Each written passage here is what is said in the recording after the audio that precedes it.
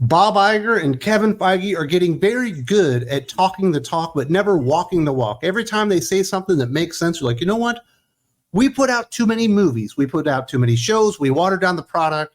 We didn't really establish any new heroes. We need to walk it back a little bit, cut down on the content, up the quality, and really make this MCU thing work again. I want to buy in. I want to believe them. But then you always hear the rumors. You hear what's actually going on behind the scenes. You hear that Fantastic Four is still going to be a Sue-centric movie where Reed Richards is going to be the patriarchy. And then you hear that the X-Men movie, they really want to focus in on a lot of the female X-Men heroes that we haven't really established in the Fox universe. And you're going, what the hell are you guys doing? Make your minds up. Figure out what you actually want to do with this universe. Realize what made MCU Phases 1 through 3 really work. Establishing awesome heroes like Iron Man and Captain America and Thor, running a nice, really long story arc for them, taking some pit stops along the way, a few risks here and there. Hopefully they pay off, but then really paying it off with an awesome Avengers movie. Ultron, maybe not so much, but certainly Infinity War and Endgame all paid off in brilliant fashion. I love the MCU. I want to be bought in fully into the MCU again. I'm not right now. I skip a lot of MCU movies. If I see something, I go, you know what? That's not going to be very good. I just don't watch it. I've had Disney Plus the entire time the Marvels has been on the platform. I haven't watched it yet. Why? Fuck that. I don't want to subject myself to the damn movie. And you say, Wes, you're supposed to be the comic book guy. You should have to watch all this stuff. I subject myself to enough bad comic books as it is. I don't need to subject myself to more bad movies, especially when I know that the product is not very good. I haven't invested into an MCU show in a very long time. That's just the way it is. And now we've got more details on Avengers 5. Some of them promising, some of them actually good, but most of them absolutely terrible because they are going all in on quantity over quality once again in a story element here. And Kevin Feige and Marvel Studios have put themselves in the unenviable position of being desperate. Remember what happened last time when the DCEU was desperate, where they had not caught up to the MCU, and they're like, you know what? It doesn't matter if it doesn't make sense that we have a Justice League movie already. We have to do it because we lost out on $1 billion. They're already on their second $1 billion movie in the MCU. We need to catch up. Damn it, if it actually makes sense for the storylines or the characters that we've developed or the things that we've introduced so far. We are desperate. We need to jump ahead to that point, and that's basically what it smells like when you hear some of these Avengers 5 details. The Avengers may be assembling for Sean Levy. Levy, who is busy putting the final touches on Marvel's Deadpool and Wolverine, is in contention for the film and maybe the studio's first choice to direct the next Avengers film. Marvel previously and quietly offered the directing gig to Levy in mid-March, but at that point, the filmmaker turned it down. Scheduling was the concern at the time, as Levy is moving from various duties on Deadpool and Wolverine, which opens July 26th, to the last season of Stranger Things. Originally, that timetable did not work for Marvel, but sources say the studio has pushed the film back by several months, opening the door of the opportunity. Now, there's some good news in there. Apparently, they are very happy with the work of Sean Levy on Deadpool and Wolverine. And when you look at, I guess, phases 4 and 5, maybe we're into 6 by this point, you don't even know anymore. There's really no through line for the story elements and all that kind of stuff. The directors that have been successful, you've got basically one that's been successful that's available to them. I guess that would be, is it John Watts that was doing the Spider-Man franchise? Obviously, Spider-Man No Way Home was very successful. Guardians of the Galaxy Volume 3, very successful, but James Gunn is obviously the co-CEO of DC Studios and will not be coming back to do any Avengers films and stuff like that. It looks like Deadpool and Wolverine will be the next big success for the MCU, at least as far as pre-sales and all that stuff go. And apparently Kevin Feige and Bob Iger and the people at Marvel Studios and Disney are very happy with Sean Levy and working with him. And they feel like they've got a director that they can trust, that they can put the big franchise in his hands and really make something happen. And that in and of itself is good news because they do have confidence in his directorial ability, his confidence to run the show and see a good script and execute it to a high level. We haven't seen that very much at Marvel Studios. Hopefully that's what we're getting with Deadpool and Wolverine. This is absolutely what they need. And they need somebody like the Russo brothers and Jon Favreau before them to really execute all this stuff and really do the big event type of stuff, starting with Joss Whedon, obviously, in Avengers. They haven't had that person at Marvel Studios for a long time. In the past, Kevin Feige and Marvel Studios were very selective when it came to their characters, the stories they were actually going to tell, And then obviously the writers and directors that they picked. And they were able to take chances, with the Guardians of the Galaxy franchise, that they didn't know if it was actually going to work. They were able to take chances with an Ant-Man type character, and a lot of them paid off.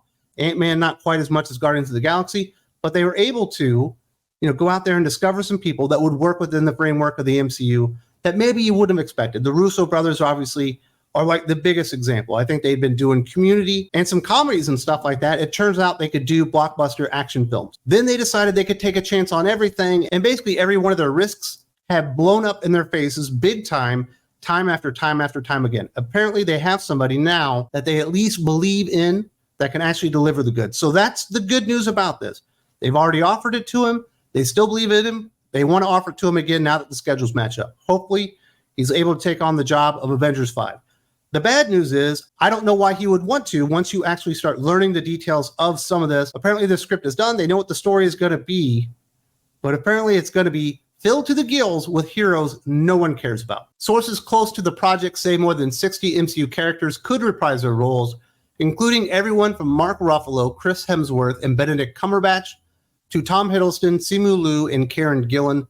Unlike the first 4 films in which there was a core group that consisted of Robert Downey Jr., Chris Evans, Scarlett Johansson, Jeremy Renner, Hemsworth, and Mark Ruffalo, many of the characters in this film would have equal footing, making it more of an ensemble feature instead of a handful of characters leading the team. That is absolutely bad news. That is quantity over quality. That is realizing, oh shit, we forgot to reestablish whoever our next Iron Man is. We forgot to replace our Captain America. We don't have a character that's that popular that could actually be the through element of the storyline itself. So we'll just throw every Tom, Dick, and Harry that we can into the plot and hope that nobody notices there's actually not a star of the film.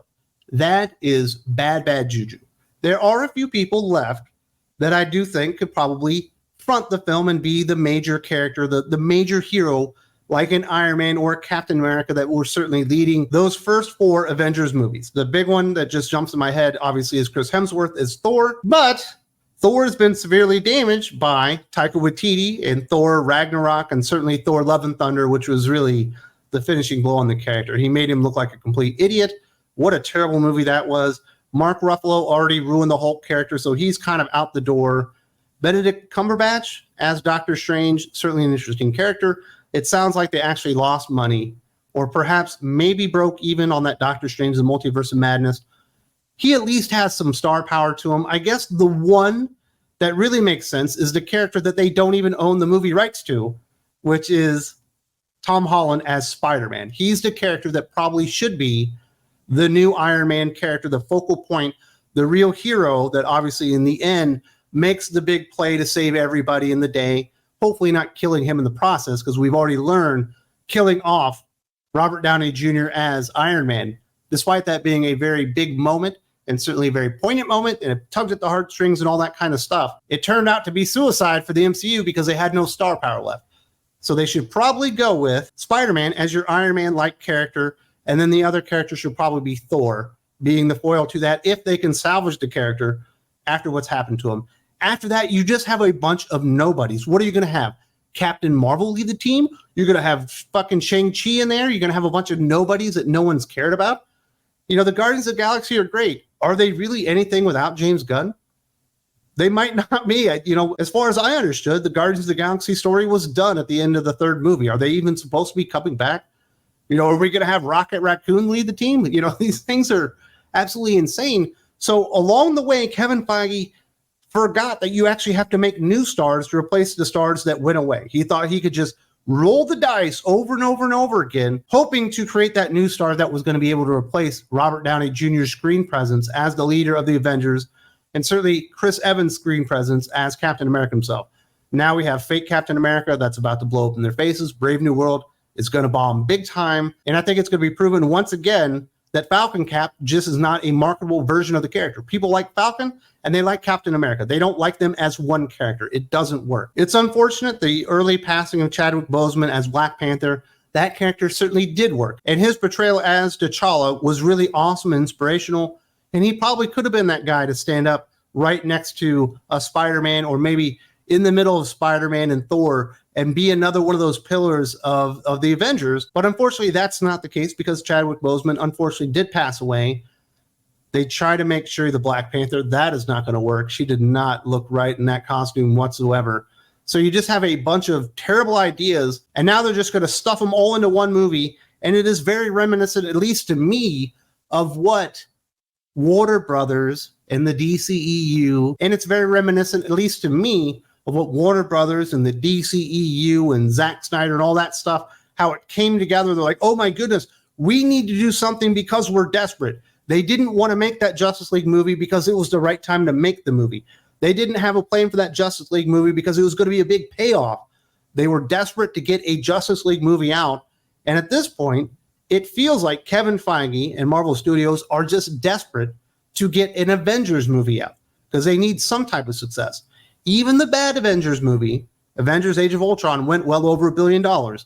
And they probably feel at this time, Avengers 5, no matter what it is, as long as it's got 60 heroes in it, will be a success. Of course, they don't even have a villain anymore because of what happened to Jonathan Majors. We shall see what happens with that. But I think this is a recipe for disaster, not having any star power, not realizing that Spider-Man has to be your number one guy. Chris Hemsworth should be your number two guy. And then after that, you just don't know. Maybe it's Doctor Strange. It's certainly not Shang-Chi. It's certainly not Namor. It's certainly not Captain Marvel. It's certainly not Miss Marvel. It's not Ironheart or any of these other stupid concepts that they've executed very poorly. Maybe Jeremy Renner as Hawkeye returning, but he does have a lot of medical issues. I'm not even sure that he's ready to return to acting and stuff like that. But he was a good Hawkeye, and of course the character is still alive, at least within the MCU. Maybe that would be another option if they got even more desperate, and I could definitely smell the desperation oozing off of Kevin Feige and Disney and Marvel Studios and Bob Iger at this point. Avengers 5, having no main characters, only emphasizes the lack of a through line in the MCU since 2019. Arguably, the closest thing the multiverse saga has had to a protagonist is Jonathan Majors' Kang. Plot details are unknown, and following Jonathan Majors' exit from the MCU as Kang, following his reckless assault conviction in December, it's unknown who the central villain would be, or if the film could potentially include multiple antagonists. Hopefully they do not have to dive into that box where it's like, well, we don't have Kang, we haven't established any villains, let's do 3 of them. Let's have the Sandman, and let's get Mole Man, you know what I mean? And let's go find some other obscure character. Let's put Adam Warlock in there. We teased the goddamn dude in Guardians of the Galaxy 3. It never really paid off. Let's make Adam Warlock one of the villains. It's like, you're playing with fire, not having anything that's going to be a big payoff. If I had some money right now, I would put that money on Doctor Doom. We're going to have Fantastic Four by the time Avengers 5 rolls out. He's a big-time villain. He's a villain everyone knows. He's got a cool design. He's got a cool motivation. And he is a badass character. Is Doctor Doom a big enough threat that it should take 60 Avengers to take him down? Absolutely not. When you think of the type of threats that are out there that would take 60 Avengers to take them down, you're talking Galactus, who's going to be in the Fantastic Four movie. You're talking about Thanos. You're talking about like Celestials, maybe the Shi'ar Empire attacking, something of that nature. It would have to be very, very, very substantial. Kang would be one of those villains that would be very substantial, but it sounds like Jonathan Majors has basically destroyed and burnt to the ground any chance of Kang being the final boss in Avengers 5, which I think is a good thing. Though I watched the Loki season 1, and Kang, while somewhat interesting in the end of that, wasn't as compelling, at least to me, as a lot of people try to make it out to be. I unfortunately did watch Ant-Man and the Wasp: Quantumania, and I've already seen Kang be defeated. I don't want to see the character again. He wasn't that interesting.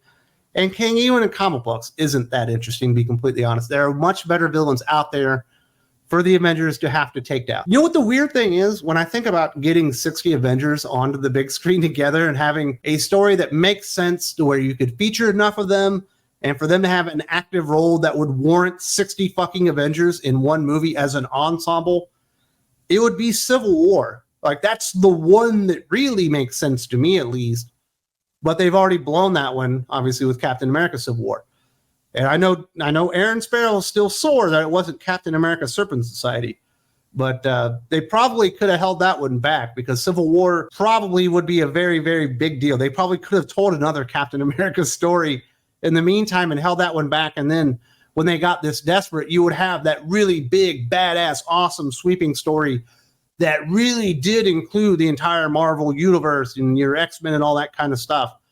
But they've already popped that one, so it's not going to happen. But that's the one story that I was surprised they didn't have more Avengers in for it, because, you know, Captain America Civil War ended up being basically a mini Avengers movie. It had everything but the Avengers in the title of it, to be completely honest.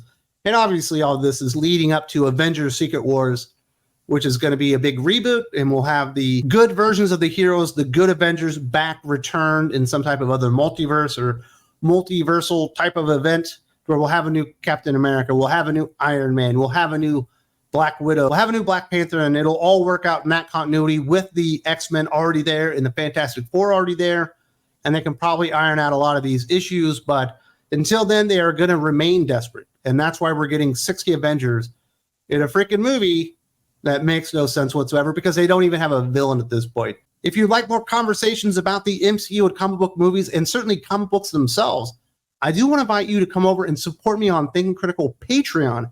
If you support me on Patreon, there's a link in the video description. We give back to you in the form of awesome bonus content podcasts all week long, most of them well over 2 hours long, featuring all your favorite guests. Definitely check that one out. Support us on Patreon, and you will enjoy the rewards.